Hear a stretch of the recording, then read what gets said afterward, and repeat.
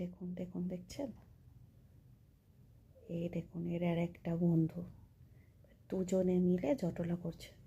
বলছে তোর দরজাটা তো খুলছেই না, রান্নাঘরে যেতে পারছি না, কিছু খেতে পাচ্ছি না, সারা ঘরে যেখানে পাচ্ছে ধরাচ্ছে ধরাচ্ছে।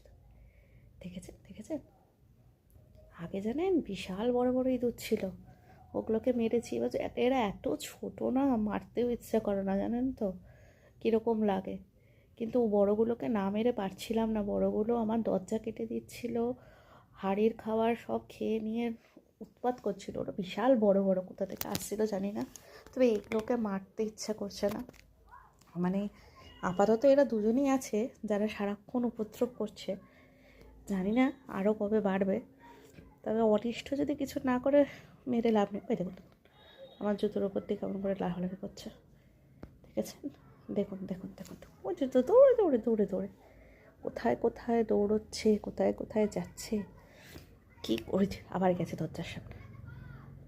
আমি জাস্ট বসে বসে ফোনটায় ঘাঁটছিলাম, হঠাৎ করে দেখি এদের উৎপাত।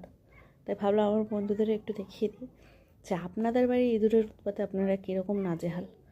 অবশ্যই জানাবেন আপনাদের বাড়িতে ইঁদুর আছে কি না, আর এদের কি করা যায় বলুন তো।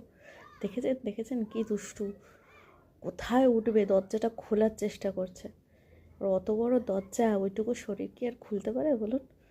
আমিও ঠিক করেছি দরজাটা খুলবো না, খুললেই রান্নাঘরে যাবে, কুটুস কুটুস করে আমার আলু খাবে নেবে, পেঁয়াজ খেয়ে নেবে। এই হচ্ছে ওর কাজ।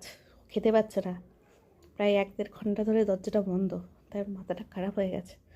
আবার আসবে দেখুন, দরজার দিকেই আসবে, দুজনে মিলে আবার জটলা করতে। আচ্ছা টাটা, রাখছি। কী আর বলবো, আপনাদের বাড়িতে ইঁদুর থাকলে অবশ্যই জানাবেন যে এরকম কিছু উৎপাত করে কি না, নাকি এর থেকেও ভয়ঙ্কর কিছু উৎপাত করে। আর কী করে তাড়ানো যায় বলুন তো। পিস দিয়ে মারতে না ইচ্ছা করছে না, একটা খাতাও পাওয়া যায় স্টিকের মতন, ওটা দিয়েও ভাবছি চিপকেই তো যায়। ওই দেখো দেখুন, দেখেছেন, ইচ্ছা করছে না। ঠিক আছে, কী আর বলি, আজকে রাখছি। আর জানাবেন। এই দেখুন দেখুন দেখুন, আয় খাটে উঠে পড়ছে। ঠিক আছে রাখুন, টাটা।